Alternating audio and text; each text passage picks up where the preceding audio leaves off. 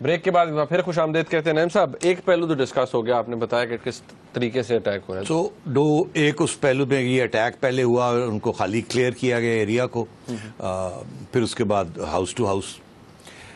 अच्छा, इसमें ज़ाहिर है IDPs निकलेंगे वहाँ से, वो लोग कुछ टेररिस्ट निकलेंगे, वो भागेंगे इधर उधर, और दूसरे जो है IDPs निकलेंगे। अब कुछ टेररिस्ट IDPs बन के निकलना चाहेंगे, हथियार छोड़ दिया तो फिर क्या नजर क्या है, वही बंदा ही है ना, दाढ़ी भी है, पग भी है, सारा कुछ है। You can't differentiate between an ordinary person and a terrorist. Gun होगी तो पता लगेगा। तो फिर वो उनकी रजिस्ट्रेशन होती है जब वो निकलते हैं वहाँ से, और जब जहाँ भी उन्होंने रजिस्ट्रेशन सेंटर्स लगाए हुए हैं या कैंप्स लगाए हुए हैं, उससे पहले अंदर आने से पहले रजिस्ट्रेशन होती है ताकि पता लगे कौन है, अंगूठे ये वो बार। ज़ाहिर है वो फिर टाइम कंज्यूमिंग प्रोसेस है, फिर उनकी देखभाल का होता मसला। तो ये सबसे बड़ा प्रॉब्लम है IDPs का, जिसकी तरफ आज इमरान खान साहब ने इशारा किया और बड़ा सख्त बात की और सही बात की, जिसके बारे में हम बाद में डिस्कस करते हैं। मगर एक और भी चीज़ होती है, वो ये कि कुछ ऐसे लोग हैं वहाँ जिनको तो क्लियर कट मारना ही मारना है, फॉरेनर्स जो आए हुए हैं और जो TTP के हार्डलाइनर्स हैं। मगर फिर वहाँ अफगान्स भी हैं, और ये वो अफगान हैं जिन्हें आपने असासे कहते थे, हकानी नेटवर्क। ये वो लोग हैं जिनको आपने पनाह दी हुई है, और यहाँ से वो बॉर्डर क्रॉस करके जाके अफगानिस्तान में जंग करते हैं। अब अगर इन्होंने, और क्योंकि ये सब मिले हुए थे, वहाँ बैठे हुए थे, फॉरेनर्स भी थे, हकानी नेटवर्क भी था, TTP भी थे, लश्कर जंगवी, और ये सारे अब इकट्ठे हो गए थे ना वहाँ एक ही जगह पे एक दूसरे। तो इनको अगर वो सबको अटैक करें और वो सब मिले जुले रहें, तो सबको अटैक करें, तो फिर तो अपने असासों का भी नुकसान हो जाएगा ना। अच्छा, असासे अभी तक है? हाँ है। अच्छा। तो इन्होंने फिर क्या किया, इन्होंने पहले इत्तला दे दी अपने असासों को कि देखिए हमारा आपके साथ कोई जंग नहीं है, हमने आपको पहले भी कहा था कि इन लोगों को पनाह ना दें, इनके साथ ना बैठे, इनको ना अपने करीब ना आने दें। अच्छा। आपने हमारी बात नहीं सुनी, हम आपको कब से कह रहे हैं। और ये पहले हमने इनको साउथ वजीरिस्तान से निकाला, और ये फिर नॉर्थ वजीरिस्तान आ गए, यहाँ आके ये घुस बैठी हैं, आपने इनको पनाह दी, आप इनके नेक्सस का हिस्सा बन गए, और ये हमें एक्सेप्टेबल नहीं है। और ये जो फॉरेनर्स हैं, हमने कब से आपको कह रहे हैं इनको निकालें यहाँ से, क्योंकि अब वो जो link between Haqqani network and TTP is the foreigners, वो इधर भी हैं इधर भी हैं, और वो उनको भी ट्रेन कर रहे हैं, इनको भी ट्रेन कर रहे हैं। और जो एक्सपर्टीज है टेररिज्म की, जैसे आपने कराची में देखा, क्योंकि ये पढ़े लिखे लोग हैं, अनलाइक द ट्राइबल। हमारे कबायली लोग इतने पढ़े लिखे नहीं हैं, आपको पता ही है, कोई बस ड्राइवर था, कोई ये था, कोई वो था, वो चेयर लिफ्ट ऑपरेटर। हाँ, चेयर लिफ्ट ऑपरेटर। तो ये जो चेचन्स और उज़्बेक्स वगैरह हैं, they are middle class people, क्योंकि वहाँ सोवियत यूनियन में और इन इलाकों में तालीम सबको दी जाती थी फ्री। तो इसलिए दे आर द वंस जो कि बम भी बनाते हैं, ट्रेनिंग भी करते हैं, और इस किस्म के हाई लेवल ऑपरेशंस भी कंडक्ट करते हैं या प्लान करते हैं, या जैसे कहते हैं कॉमिसार्स हैं ये। तो उनको निकालना था वहाँ से, उनको पैगाम देना था कि आप निकले यहाँ से। इन्होंने क्या किया है कि पैगाम दे के और उनको पूरा ऑर्गेनाइज कर लिया था बिफोर द ऑपरेशन। आपने सुना होगा, रिपोर्ट्स थी कि गुल बहादुर ने अपने लोगों को कहा निकले यहाँ से। तो किसने उनको कहा था निकले वहां से? गुल बहादुर का पैक्ट था हमारे साथ, तो था ना। तो हमने अपना पूरा फिर अदा किया ना। हमने कहा गुल बहादुर भाई हम आ रहे हैं, निकलो तुम यहाँ से, नहीं तो तुम भी पिस जाओगे। हमने तुम्हें पहले वार्निंग दी थी, निकालो अपने लोग। तुमने इनको रखा हुआ था TTP वालों को, और अब निकलो। उससे निकाल दी, कब से उससे पैम्फलेट शैम्फलेट डाल के निकाल, निकलो निकलो निकलो निकलो। अच्छा, उसमें कुछ खतरनाक लोग भी निकल गए, तो होता ही है। फिर इन्होंने हकानी नेटवर्क को कहा कि निकालो अपने लोग, और हम आपके लिए रास्ता निकालते हैं, क्योंकि ये अफगान है, गुल बहादुर वगैरह तो पाकिस्तानी है। तो उनके लिए फिर इन्होंने एक कैंप बनाया ऊपर नॉर्थ, अच्छा, खोस्त से कुछ थोड़ी दूर, on the Pakistani side of the border. एक IDP कैंप वहाँ बनाया, मेरा ख्याल है जगह का नाम है क्या नाम है, शिफाई, वो ऊपर एक छोटी सी जगह है वहाँ, अगर हम नाम सही प्रोनाउंस नहीं कर रहे, वो वहाँ एक छोटा सा कैंप बनाया उन्होंने, जहाँ इनको वहाँ रख दिया। अब क्योंकि उसको कह दिया कि IDPs हैं ये, तो इसके ऊपर ना ड्रोन्स बरस सकते हैं, ना कोई और कुछ हो सकता है, क्योंकि IDPs हैं। तो इनको अंडर कवर, इनको एज अ रेफ्यूजीज करके इनको वहाँ सेटल कर दिया, away from this whole area of conflict. Miran Shah से बहुत ऊपर नॉर्थ में, और फिर वहाँ से भी to cross over into Khost Afghanistan side is easy, not difficult. तो करीब भी हैं बॉर्डर के, मगर इतने करीब भी नहीं है कि अगर वहां से वहां आर्मी कोई शेलिंग करे या कुछ करे इनको नुकसान नहीं हो सकता। मीरान शाह से इतना दूर भी नहीं है कि वहां पहुंच ना सकें, मगर इतना दूर है कि इनका जो सर्कल है रेडियस का ऑपरेशन उसको बाहर हो, यानी कि असासे हमने दूर कर दी, उसको महफूज कर लिया और बाकी सबके ऊपर अटैक हो रही है और एरियाज को कॉर्डन ऑफ किया जा रहा है, ये किया जा रहा है। तो ये this is the game plan, immediate game plan. IDPs के लिए फौज ने भी अपने कैंप्स बनाए हुए हैं, मगर जाहिर है कि फौज के कैंप्स जो हैं वो they are not as inviting shall we say as civilian camps. तो इसलिए इमरान खान साहब ये कह रहे हैं कि ये भी केपी में आएंगे और केपी में आ रहे हैं। वो कहते हैं कैंप्स में जा कोई नहीं नहीं कुछ जा नहीं रहे, वो कहते हैं जा नहीं रहे, जिनको और जगह नहीं कहीं मिलेगी चले जाएंगे वहां। हाँ। मगर अभी सूरत हाल ये है कि वो नीचे की तरफ केपी में आ रहे हैं। रिश्तेदार कोई नहीं रहना चाहता टेंटों के अंदर, कोई पता नहीं कितना 6 महीने साल यहाँ रहना। उनकी बात ठीक है, उनके कल्चरल वैल्यूज है, पर्दे का मसला है, मैंने तो कवर किए हैं सब ये कैंप्स। तो इसलिए कोई इसमें कैंप से कोई नहीं जाना चाहता, मगर अब मजबूरी हो तो ठीक है, मगर अगर ना हो इतनी मजबूरी तो चाहेंगे किसी रिश्तेदार के पास या किसी दोस्त वगैरह के पास या किसी शहर में, क्योंकि वहाँ और बहुत सी फैसिलिटीज़ होती। तो अब सवाल ये है कि क्या इसकी तैयारी की थी कि नहीं। अब मैं आपको याद है पहले प्रोग्राम में मैंने कहा था सबसे बड़ा प्रॉब्लम जो है इनको आईडीपीज़ का बनेगा और बैकलैश का। अब हम बैकलैश की तरफ नहीं आते, आईडीपीज़ के ऊपर ज़रा बहस हो जाए। अगर इनको पता था कि सूनर या लेटर, अभी या थोड़ी देर के बाद ऑपरेशन तो करना ही करना है और इस लेवल का करना है और करना इस स्केल का करना जाहिर है। ये पता था, अगर ये पता ना होता तो जिस दिन ये इन्होंने अटैक किया उसी दिन इतनी स्विफ्टली मूवमेंट ना होती और टारगेट ना होते, सब कुछ बना हुआ था। लोगों की मूवमेंट तो पहले शुरू हो गई थी जब तो सब कुछ पता था। तो उससे कबल क्यों नहीं फ्रंटियर गवर्नमेंट के साथ मिलके, और अगर केपी की गवर्नमेंट नहीं इनकी बात मान रही थी तो फेडरल गवर्नमेंट को लोकल एडमिनिस्ट्रेशन फाटा में इंतजाम कर लेना चाहिए। पॉलिटिकल एजेंट को साथ लेके, एडमिनिस्ट्रेशन को साथ लेके, आर्मी को साथ लेके वहाँ कैंप्स बना देने चाहिए थे इन एडवांस, क्योंकि ये कोई छुपी भी बात तो नहीं थी।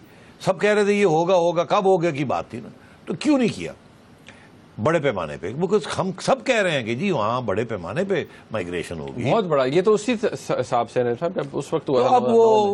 तो अब वो ये एक बहुत बड़ा इशू बन गया और इमरान खान साहब बिल्कुल सही कह रहे हैं कि केपी की गवर्नमेंट जो है वो एक फ्लड एक और आ रहा है। इतना आसान नहीं है इनको फौरन, और बड़ी मुश्किलात हैं। आप जो कहानियाँ वहाँ से रिपोर्टिंग हो रही है, लोग बड़े मुश्किल में हैं।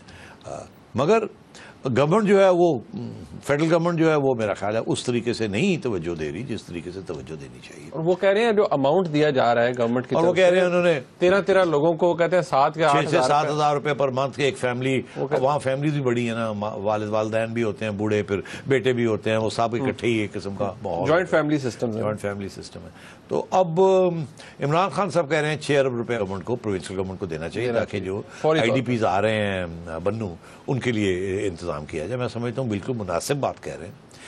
अलबत्ता अगर फेडरल गवर्नमेंट नहीं देती तो ये कोई इतनी बड़ी चीज़ नहीं है, प्रोविंशियल गवर्नमेंट को खुद ही करना चाहिए।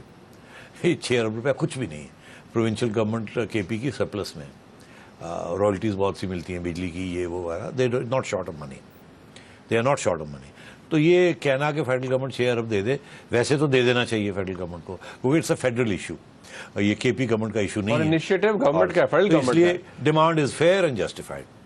मगर मेरी रिक्वेस्ट ये होगी कि अगर फेडरल गवर्नमेंट किसी वजह से, जिसकी फिर हम तनकीद करेंगे उनकी, वो नहीं ये पैसे दे पाती या जितने उन्होंने अनाउंस किया इससे ज़्यादा वो नहीं देते।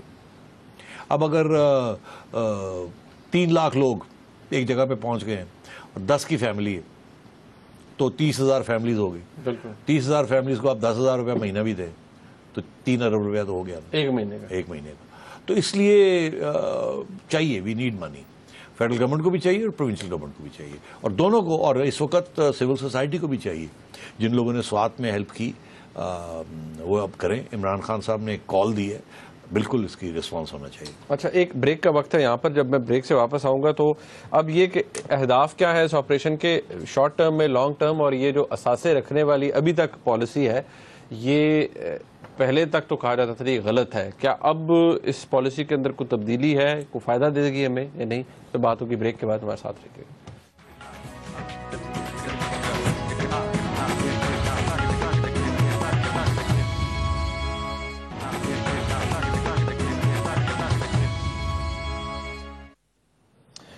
ब्रेक के बाद फिर खुशामदीद कहते हैं। नईम साहब, आखिरी ये पार्ट है, एक चीज़ ये जो हम पहले भी कहते रहे, इसी प्रोग्राम में डिस्कस करते थे कि असासे वो जिनको पूरी दुनिया दहशतगर्द कहती थी और हम उन्हें असासा समझते थे, आपने बताया कि वो आज भी असासे हैं, उनको हमने कहीं रख दिया। ये पॉलिसी अब दुरुस्त है? देखिए, ये पॉलिसी दुरुस्त है या नहीं है, इसके जो ये क्यों किया गया ये देखना चाहिए। मतलब वाई? हाँ, हम तो कहते थे कि ये ठीक नहीं है, नहीं होना चाहिए था। मदाखलत कर रहे हैं आप अफगानिस्तान में, ये आपके एहसास कभी भी नहीं बनेंगे, ये आपके लाइबिलिटीज बनेगी, जो कि उन्होंने करके दिखा दिया। बाकी घुसपैठियों को साथ मिला लिया, होस्ट किया, नेक्सस बनाया, सारा कुछ अब आपको एहसास हो गया। मगर अब अगर इनको भी अब अगर अटैक कर दिया जाता तो फिर एक ऑलरेडी आपने यहाँ दुश्मन बनाए हुए हैं पश्तून, जो पाकिस्तानी पश्तून है, फिर अफगान पश्तून जो कि रिवोल्ट कर रहे हैं उनके खिलाफ, उन्होंने भी आपके ऊपर बंदूकें निकाल देनी थी। तो अब एक गलती के बाद दूसरी गलती करना जो था वो शायद मुनासिब नहीं था, इसलिए इन्होंने उनको आइसोलेट करके अलग जगह पे खड़ा बैठा दिए। उनको भी अब पता चल गया कि वो उनकी जो पुरानी जो उनकी स्ट्रैटेजी थी कि मिलजुल के सब कुछ करना, उधर भी करना, इधर भी करना, और एक पूरी एक बेल्ट को क्रिएट करना as a safe haven for both Afghan and Pakistani Pashtun tribesman, the emirate जिसे ये कहते थे, वो तो पॉसिबल नहीं है, बिकॉज पाकिस्तानी आर्मी ने फैसला कर लिया कि ये नहीं इजाज़त देंगे। मगर ये क्यों किया, ये अब आगे क्या सोच है पाकिस्तान अफवाज की? देखिए, ऑब्जेक्टिव ये बेसिकली ये है कि जब से अमेरिका गया यहाँ से अफगानिस्तान से, पहली बात तो यह है कि ये नहीं चाहते थे कि अमेरिका अफगानिस्तान से जाए। वो इसलिए नहीं चाहते थे कि जब तक अमेरिका था, ये जो अफगान थे इनका सारी तवज्जो अमेरिका के दुश्मन की तरफ थी। अब क्योंकि जो मेन दुश्मन है वो वहां से चला गया और अब वहां सिविल वॉर की खतरा है। सिविल वॉर में पहले मैंने आपसे डिस्कस किया, एक तो इकोनॉमी कोलैप्स कर जाती है। अमेरिका $10 बिलियन साल का दे रहा था, अब मर के $2 बिलियन देगा, और $2 बिलियन सारे का सारा वहां की जो फौज है उसको मिलेगा। डेवलपमेंट के लिए वहां ढीला नहीं रहेगा, और अफगानिस्तान की अपनी इकोनॉमी तो कुछ भी नहीं है, उसके अंदर कुछ जूस ही नहीं है।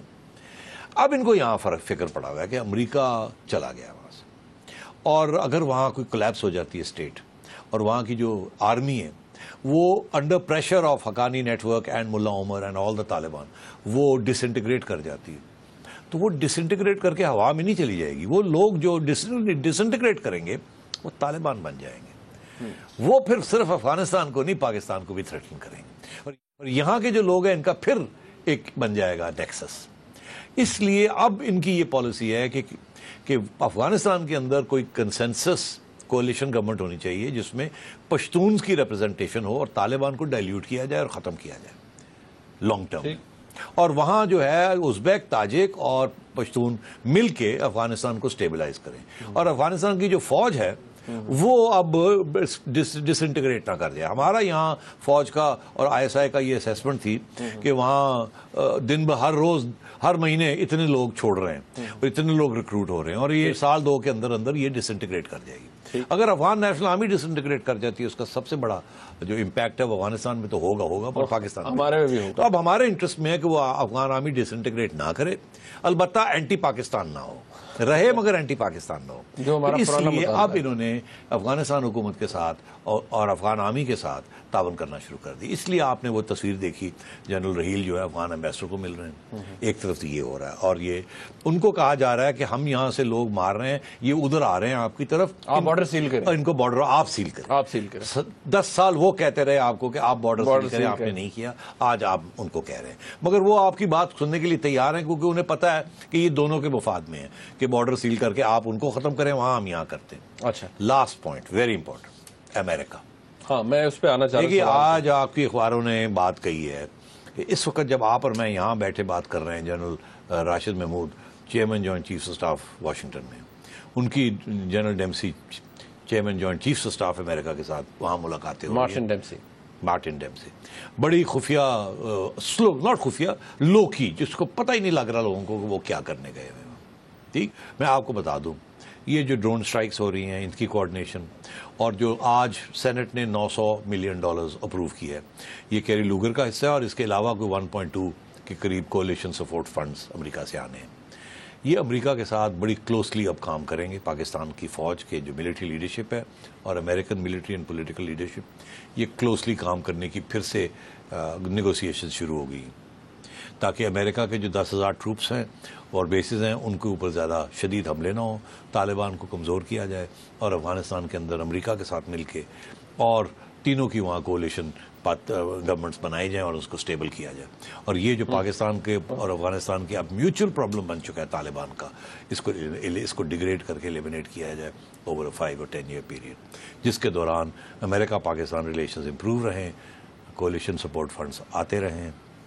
अमेरिका अगर चला भी जाए तो आते रहे। यहाँ पर डर था कि जी क्या होगा। अब एक खौफ है ना, खौफजदा भी है ना कि अगर वहाँ सारा कोई गड़बड़ होगी तो सारा पाकिस्तान उड़ जाएगा। और फिर हम सारा अभी तो 1.5-2 लाख बंदे अभी ऑलरेडी वजीरिस्तान में और स्वात में रखने पड़ रहे हैं ना। बिल्कुल। तो फिर जो बाकी रह जाएंगे 3, तो फिर इंडिया के जो लंबा चौड़ा बॉर्डर है उसको कौन डिफेंड करेगा।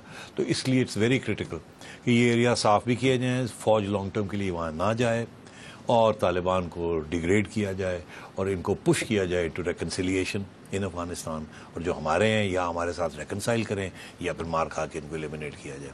This is the strategy, the medium to long term strategy. Medium to long term strategy. So अभी जनरल राशिद महमूद वहाँ पर वो As we speak terms of engagement या rules of DGISI को नहीं भेजा गया बिकॉज इस वक्त यहाँ दूसरा प्रॉब्लम चल रहा है, तो इसलिए जनरल साहब को और जनरल रहील जो है वो ऑन द ग्राउंड, तो जिसलिए चेयरमैन जॉइंट चीफ को, चेयरमैन को यहाँ से भेजा गया और वो उनके चेयरमैन से वहाँ बैठ के क्वाइटली निगोसिएशंस हो गए। As we speak। बहुत शुक्रिया नाज़रीन, आपने ये प्रोग्राम देखा। हमने ना सिर्फ डॉक्टर ताहिरुल कादरी साहब की आमद के हवाले से गुफ्तगू की कि क्या हो सकता है, हुकूमत की स्ट्रैटेजी जो है इसको भी डिस्कस किया, और ख़ास तौर पर नॉर्थ वज़ीरिस्तान के अंदर जो ऑपरेशन है उसके लॉन्ग टर्म और शॉर्ट टर्म दोनों अहदाफ को भी डिस्कस किया गया है। इस प्रोग्राम का फीडबैक हमें ज़रूर दीजिएगा। देखने का बहुत शुक्रिया। खुदा हाफिज़।